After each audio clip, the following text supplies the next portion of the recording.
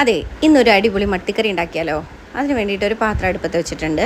ഇനി ഇത് ചൂടാവുമ്പോൾ സാധാരണ പോലെ വെളിച്ചെണ്ണ ഒഴിച്ച് കൊടുക്കുക. വെളിച്ചെണ്ണയ്ക്ക് ഒരു പ്രത്യേക ടേസ്റ്റാണ്. വെളിച്ചെണ്ണ ഒഴിച്ച് കൊടുക്കുക. അതിലേക്ക് ഇഞ്ചി പച്ചമുളക് ചതച്ചത് ഒന്നിട്ടിട്ട് അതിൻ്റെ ഒരു പച്ചമണം മാറുന്നത് വരെ ഒന്ന് ഇളക്കി കൊടുക്കുക.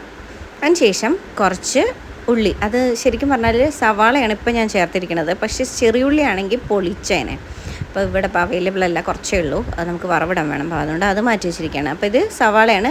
നിങ്ങൾ ചെറിയുള്ളി ആണെങ്കിൽ അതൊന്ന് ചതച്ചിട്ടിട്ടാൽ മതി കേട്ടോ.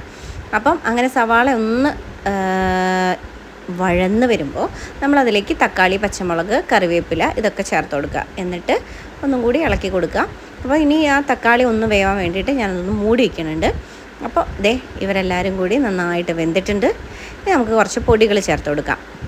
അപ്പോൾ മീൻകറിയിലേക്കുള്ള പൊടികൾ എന്തൊക്കെയാണ്? മഞ്ഞൾപ്പൊടി, മുളക് പൊടി, മല്ലിപ്പൊടി, ഉപ്പ്. അപ്പോൾ മല്ലിപ്പൊടി ചേർക്കുമ്പോൾ എങ്ങനെയാണെന്ന് വെച്ചാൽ നമ്മളിപ്പം ചിക്കൻ കറി ആണെങ്കിലും സാമ്പാറാണെങ്കിലും ഒക്കെ മല്ലിപ്പൊടിയാണ് മുളക് പൊടിയേക്കാളും കൂടുതൽ ചേർക്കുക. പക്ഷേ മീൻകറിയിൽ അങ്ങനെയല്ല. മീൻകറിയിൽ മല്ലിപ്പൊടി കുറച്ച് ചേർത്താൽ മതി, അപ്പോഴാണ് കൂടുതൽ ടേസ്റ്റ് ഉണ്ടാവുക കേട്ടോ. പിന്നെ മുളക് പൊടി നിങ്ങൾക്ക് അതിനുള്ള ഒരു കളറ് വരണം എന്നുണ്ടെങ്കിൽ കാശ്മീരി മുളക് പൊടി ചേർക്കാം.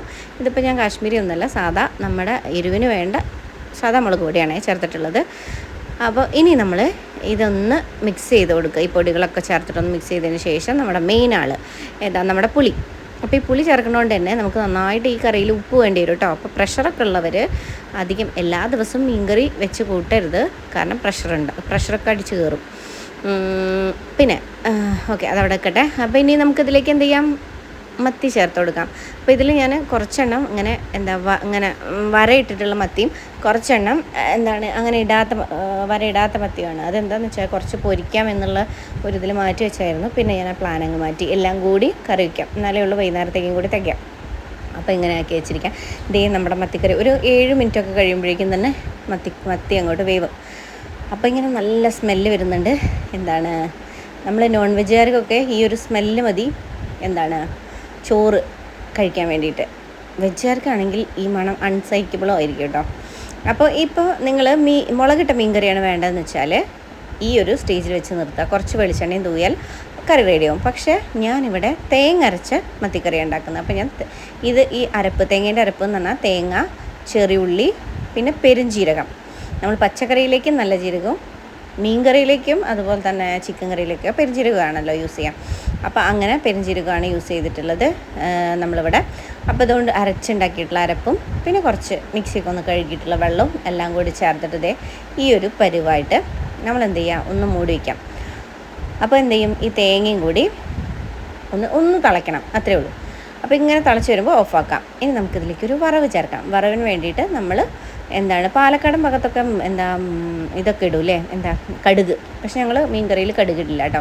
ഞങ്ങൾ ചെറിയുള്ളിയും, അതായത് തേങ്ങ അരച്ചതാണെങ്കിൽ ചെറിയുള്ളി അതുപോലെ തന്നെ നമ്മുടെ കറിവേപ്പിലയും കൂടി നന്നായിട്ട് മൂപ്പിക്കുക. എന്നിട്ട് ഇതിൻ്റെ മുകളിലേക്ക് വെളിച്ചെണ്ണയിലാണേ മൂപ്പിച്ചിട്ടുള്ളത്, അതിനൊരു പ്രത്യേക ടേസ്റ്റാണ്. അപ്പം അതും കൂടി ചേർത്ത് കൊടുക്കുക. ഇത്രയേ ഉള്ളൂ. ഈസിയാണെന്ന് പറഞ്ഞിട്ട് കറിയിലെ ഭയങ്കര ടേസ്റ്റാണ് കേട്ടോ. പൊറോട്ടേൻ്റെ കൂടെയും ചോറിൻ്റെ കൂടെയൊക്കെ ഉണ്ടല്ലോ, അടിപൊളിയാണ്. പിന്നെ എന്ന് പറഞ്ഞാൽ നിങ്ങൾക്ക് ഏറ്റവും ടേസ്റ്റ് കിട്ടണമെങ്കിൽ നമ്മൾ എന്ത് ചെയ്യാം, ഉണ്ടാക്കി വെച്ചിട്ട് കുറച്ച് ടൈം അതവിടെ ഇരിക്കാൻ അനുവദിക്കാം.